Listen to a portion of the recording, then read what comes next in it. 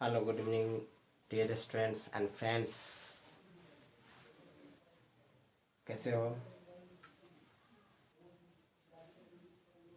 चलिए, उम्मीद है कि आप सभी अच्छे होइएगा और हमेशा गॉड से प्रेयर करते हैं कि आप सभी अच्छे रहो और समय निकाल कर आप हमें समय देते रहो। कीमती समय दोगे, कीमती पॉइंट मिलेगा। तो एक के बदले एक चीज़ आपको मिलता रहेगा। तो चलिए, आपके बीच फिर एक नया टॉपिक लाए हैं, शॉर्टकट टॉपिक। आजकल ज़्यादा शॉर्टकट टॉपिक बनानी पड़ रही है।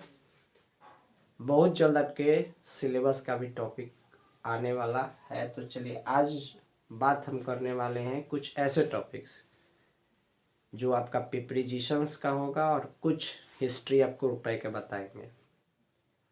वहाँ से इसकी स्टार्टअप होती है। तो चलिए बात करते हैं। हम लोग 2 टॉपिक्स की आज बात करेंगे। तो आइए, इस वीडियो में कुछ माइंड को सेट करने वाला, जब आप यूज करोगे तभी सेट होगा, नहीं यूज करोगे तो कोई सेट नहीं। लिखने से फ़ायदा नहीं, यूज़ करने से। जितना यूज़ करेंगे, जैसे बहता हुआ पानी में कोई कीड़ा नहीं लगता है या उसमें कोई बैक्टीरिया नहीं पकड़ता है। ठहरा हुआ पानी में जल्दी बैक्टीरिया पकड़ता है, वही हाल इसका। यूज़ करेंगे तो बैक्टीरिया नहीं पकड़ेगा और नहीं यूज किए तो बैक्टीरिया पकड़ सकता है। तो आइए डिस्कशन करते हैं प्रीपोजिशंस का, कुछ ऐसे वर्ड्स जो किस किस में इस्तेमाल करते हैं। अक्सर कहा जाता है कि जब हम स्पोकन करते हैं, स्पीकिंग करते हैं, फ्लुएंस निकालना चाहते हैं वर्ड्स को, तो नहीं निकल पाता है कि कहाँ पर क्या बोल रही है, अटक जाते हैं। तो इससे बचने के लिए कुछ प्रीपोजिशंस का वर्ड आपको जानना बहुत ज़रूरी है। और इसको आप जान जाओगे तो फिर आपको डिफ़िकल्टी नहीं होगी, सॉल्विबिलिटी होगी। एक ऐसे सॉल्यूशन का कि मिल गया। बोलना मायने नहीं, करना मायने रखता है। हम बोल दिए और कर नहीं पाए, ऐसा हो ही नहीं सकता, क्योंकि पहले कर लेंगे उसके बाद दिखाएंगे। तो चलिए स्टार्ट करते हैं। पहले ऐट का समझ लेते हैं कि ऐट का यूज़ कहाँ कहाँ होता है। ऐट का यूज़ आप कर सकते हो होम में, स्कूल में, वर्क में, द स्टोर में, एनी रेट में, हाइट में, लिस्ट में, मोस्ट में। इतना है ऐट का यूज़। आइए नंबर 2 देखते हैं। बाय का यूज करते हैं चांस में, एक्सीडेंट में, फार में, नो मीन्स में, हैंड में, वन सेल्फ में, फोर्स में, हार्ट में। ये यूज करते हैं हम लोग। इसमें हम बाय का यूज करते हैं। ओके, नेक्स्ट, फॉर में हम यूज जो करते हैं, फॉर का कहाँ कहाँ यूज होता है, फॉर जाता कहाँ कहाँ घूमने। तो देखिए, रियल में, सर्टेन में, रीजन में, the sake of life, granted, good chance. ये रियल यहाँ शेयर करता है। आओ नेक्स्ट देखते, आउट ऑफ का यूज कहाँ होता है। ऑर्डर में, आइडियाज में, कंट्रोल में, क्यूरियोसिटी में, डेट में, ऑन्स माइंड, हैंड, ड्यूटी। इसमें आउट ऑफ का यूज किया जाता है। इन का किधर यूज होता है, टाइम में, डिमांड में, एडवांस में, माइंड में, रेन में, सेंस में, टच में, हरी में। इसमें यूज करते हैं हम इन का।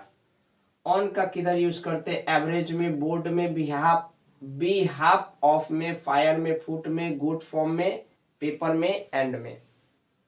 इसमें हम यूज करते हैं।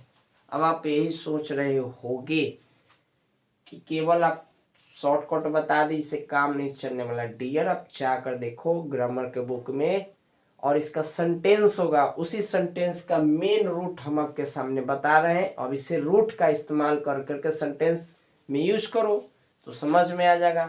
मेन चीज हम बताते हैं, क्योंकि कोई भी क्वेश्चन सॉल्व होने के पहले फार्मूला बताया जाता है। फार्मूला आया कहाँ से, थ्योरम से। प्रिंसिपल उसकी निकाली जाती है।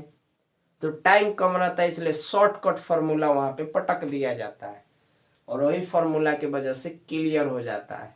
वही हमने फार्मूला बताया। अब इस सेंटेंस में यूज करके देखिए, कंफर्म हो जाइएगा।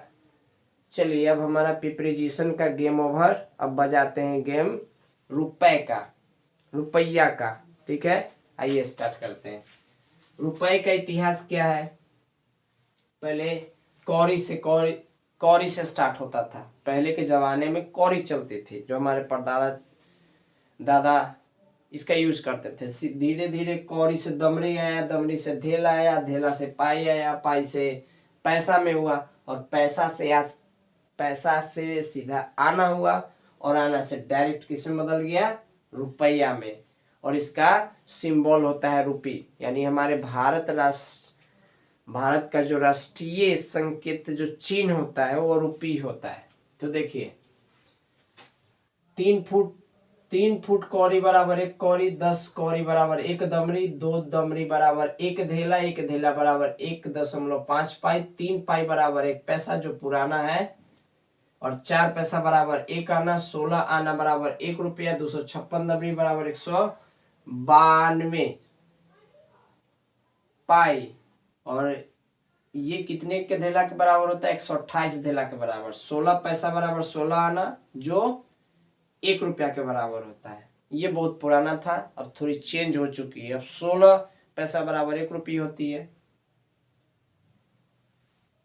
अब बात कर लेते हैं, यहाँ पे क्या बात कर लेते हैं, जरा चेक भी कर लेते हैं कि जो आजकल के जो पैसा होता है वो सिक्का में ट्रांसफर हो चुका है, और जो नोट होता है ना वो नोट पेपर का बना होता है। तो उस पेपर में किसी चीज का लोगो होता है, पीछे लोगो देखिएगा नोट में बनाया हुआ होता है। अब नोट पहले से काफी बदल चुका है, तो आइए उस नोट के पीछे जो लोगो होता है उसका जान लेते हैं। जैसे 10 रुपये का लोगो जो होता है, 10 रुपये के नोट में लोगो होता है कोणार्क सूर्य मंदिर। 20 रुपये के नोट में एलोरा की गुफा होता है। 50 रुपये के नोट में हम्पी का। 100 रुपये का नोट होता है रानी का बाग। 200 रुपये की जो नोट होती है सांची का स्तूप होता है। 500 रुपये का नोट होता है उस पर लाल किला का बना होता है। और 2000 का नोट चल रहा था उस समय, मंगलयान का चित्र उस पर बना हुआ था, लेकिन वो बंद हो चुका है। लेकिन उसी को अगर ट्रांजेक्शन करके अगर 500 नोट निकाला है तो जरूर है कि अगर 500 नोट पे लोगो अगर मंगलयान के हो तो कोई दिक्कत नहीं, लेकिन इतना याद रखिएगा हम बता दिए, अगर 2000 का नोट बंद है तो समझ लीजिए कि मंगलयान उस पे होगा। समझ गया ना। एक्चुअली में 2000 नोट पे निकाला गया था, लेकिन अगर कोई कहे कि नहीं 500 है तो मैं ऐसे लाइन खींच दिए समझने के लिए कि अगर हो सके चेंज अगर हो जाए तो मंगलयान इस पे भी आ सकता है, कोई दिक्कत नहीं है। लाल किला का भाई मंगलयान आ जाएगा तो क्या दिक्कत है, ये धरती पे वो आसमान में है। तो समझ रहे हैं बात को। तो 2000 पे पहले था, अब कहीं बदलाव कर दिया जाए तो अलग केस है। गांधी जी कभी नहीं बदलेंगे, समझ गया ना। बाकी लोगों चेंज होते रहेगा।